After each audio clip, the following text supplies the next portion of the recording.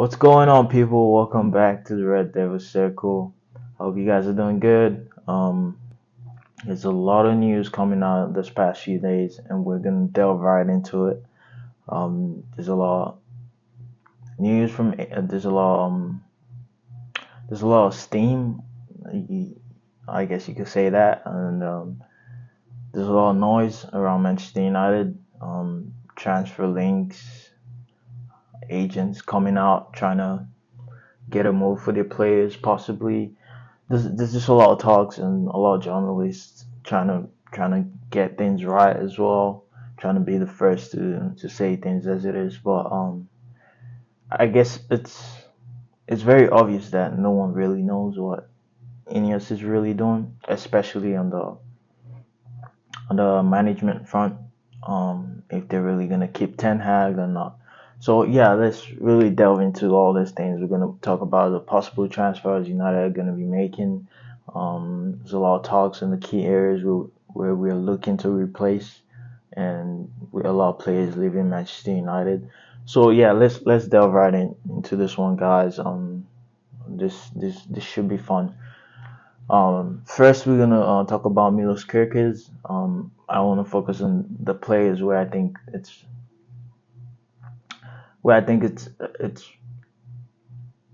like from a very good source. I don't wanna waste my time on players that is just like noise from the agents and stuff like that. I want to focus on the players that the sources are very credible, and Milos Kerkez is one of that. The left back, Bournemouth left back, I think. Um, Fabrizio Romano have come out and spoken very well about this player and about the links that we're having with this player. And he's a really good player. I'll say that. I've watched only YouTube videos of him. Really, I don't really watch Bournemouth, but he seems like a very versatile player. He he's a very good left wing back. He's really dangerous going in the attack. So yeah, it's just it could be a breath of fresh air because I'm not really sure about him defensively. I'm not quite sure about his defensive capabilities. But if you really look at him going forward, he's a joy to watch. He add a lot of dynamism, right, to the game. So it just depends on how well we use him. You could see from the way he plays that he's good at delivering crosses into the box, but it's all it's all relative to how the coach wants to play him. Is he gonna play him in a way that all his um all his good traits are gonna shine, or is he gonna play in a way that some of his traits are gonna shine and the others are gonna dim down? Because we don't really cross the ball a lot at Manchester United, and that is definitely also due to the kind of system we might be playing. So if you're getting a guy that can cross the ball very well, and you're playing in a system where he's not getting to do that often, or there's not enough players getting to the box for him to be able to show that his abilities to cross, then that's a problem. I mean, we had Alex Tellers, one of the best crosses of the ball, if you will, and he wasn't really delivering many crosses as well because there's not enough people going into the box. You can't just cross the ball without anyone in the box. You have to access your options. So yeah, he's very good going forward. Um, I I have little to say about him defensively because I haven't really seen much of him. So that might be an area where that might be a little area of concern. But and also playing for Manchester United with a lot of pressure, so you have to be solid defensively, and you have to form I guess a partnership with your center, with your backline, and also grow together so you could perform together. So yeah, that's definitely a player that I would like to see.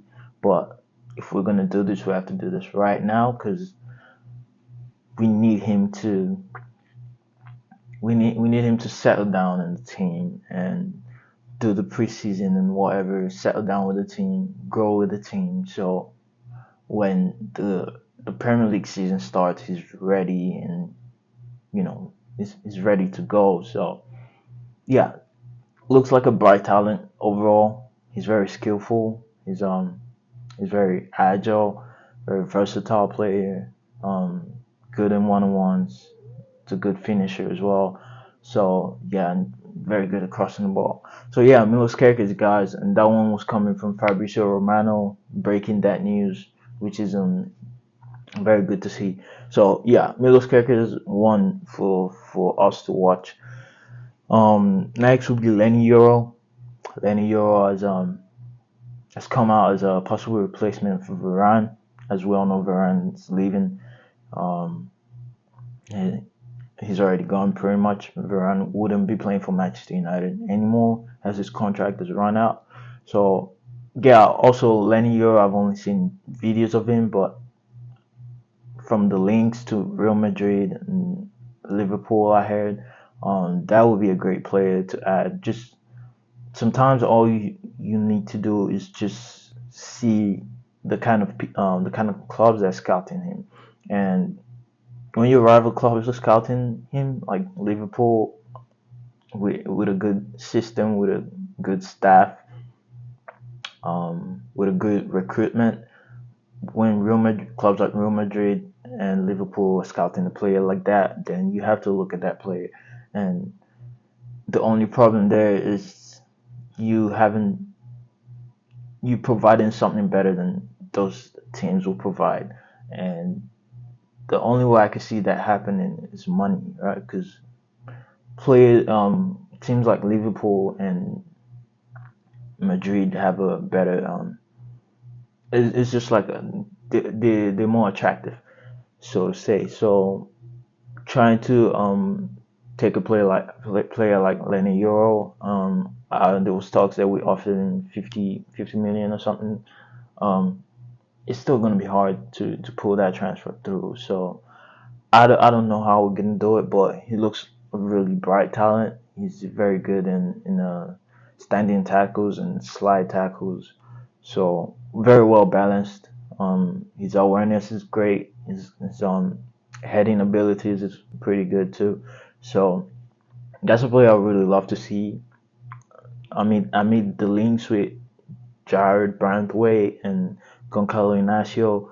Leny Yoro seems to be the one that really sticks to me because he's right-footed and playing in the right center back role. He'd just be more comfortable there than putting a player like Goncalo Inacio in the right center back role, just because he needs to start. Because all of these players are starting players, so you can't really start left center back and right center back role. So yeah, that's why the Leny Yoro one really makes sense to me. Um, Next we have Goncalo Inacio, the Portuguese center back. He's left-footed. He's a really good center back. We've been scouting him for a very long time. Fabrizio Romano also reported that we've been scouting that player for a while. So my only problem with him is that he's left-footed, right? But I don't mind signing this player, but he has to be a starter. But then we have Lisandro Martinez. So you see where the problem's at. Something has to give. So I'm not really sure we're gonna sign him. Uh, I think it's just paper talk, but definitely we're scouting that player. I'm pretty sure. I think we should. I think we should really zone in and focus on signing Leny Yoro. Um, but we're facing very fierce competition with that. But yeah, Inacio seems to be a possible target as well. Obviously he'll be playing. If Lisandro Martinez is not playing, you have to be playing. But you can't really put a player like that on the bench. So I don't think we're gonna go for that. Gleison Bremer, I think that's how you say it. Also a possible target. He's come out and actually um, he's speaking in a way that I think he's flirting with other clubs. Not completely. He's trying to show that respectful side to Juventus, but he's also saying that he would want to play for big clubs like Manchester United or Real Madrid or whatever in the future, or Barcelona. But yeah, he's flirting with other clubs openly. So that's a that's a positive for United if we're looking to sign that player.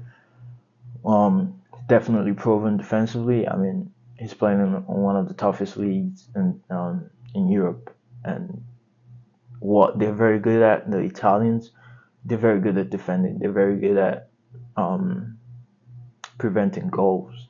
That's what their whole heritage or culture is all about, right? So yeah, definitely proven defensively. I haven't seen much of Bremer. I don't watch the Italian league a lot ever since Ronaldo left. So I think I think he'll be a good player. He'll be a good addition. In terms of how much we're going to be paying for him, I don't know if I don't know if that's a good idea, because if we're going to be paying around 40 to 50 million on this player, why not spend a little more to get Leny Yoro, which I think he better suits the way we're gonna play. And yeah, I'm just really set on Leny Yoro right now. He looks a real talent, a real great talent, and for us to miss out on that wouldn't be ideal. So yeah, let's go out there and get this player, right? Gosh, it's really cold in my room right now. I need to get the temperature down, or get the temperature up. But yeah, that's mostly the important links and with credible sources we're looking at. But just talks about Yusuf Fofana, which I think is just the agent trying to sell the player. Um, Yusuf Fofana and Morten Hoylman, I think he plays for Sporting, so I can confirm that right now. But this is just paper talks, in my opinion. I don't think we really have a. Maybe we might have scouted them, but I think this is a player that the agent's trying to access his options out there. 24 years of age. Um, plays for Sporting. Yeah. So yeah, a defensive midfielder. He has the right profile. I mean, 24 years of age. That's not that bad.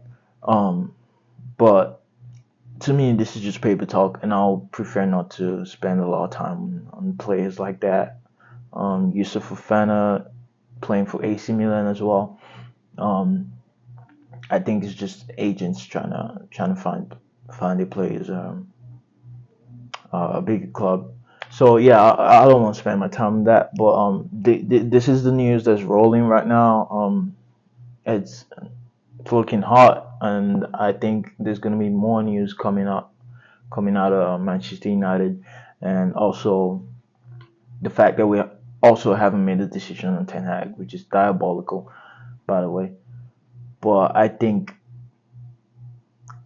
it's almost Friday now, so I think that's something they'll be moving on to next week to make a decision.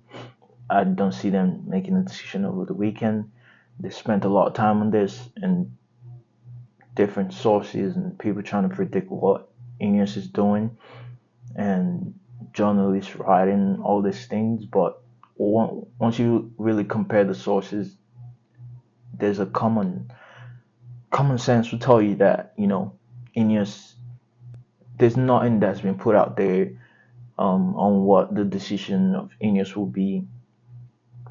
No, because no one really knows what their decision will be, and that's what I'm getting from this. Because people are saying, sources are saying that due to them not due to them not speaking about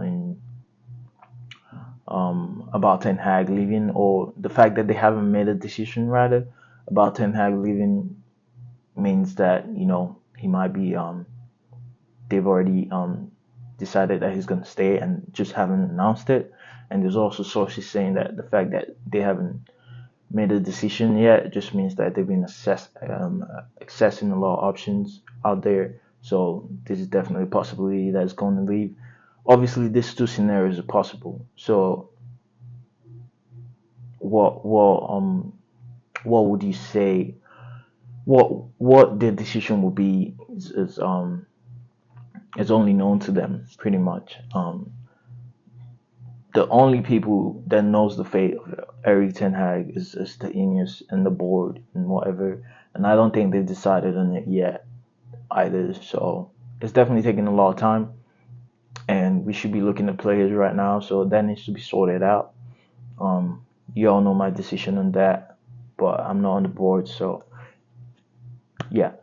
But yeah, this has been somewhat exciting, and with the Euros now coming out, at least something to watch. But yeah, from all those players, I like the Leny Yoro signing. In my opinion, we need at least two center backs and two midfielders, because I know Martinez is definitely gonna get injured again because he's just made a paper. And supporting Manchester United,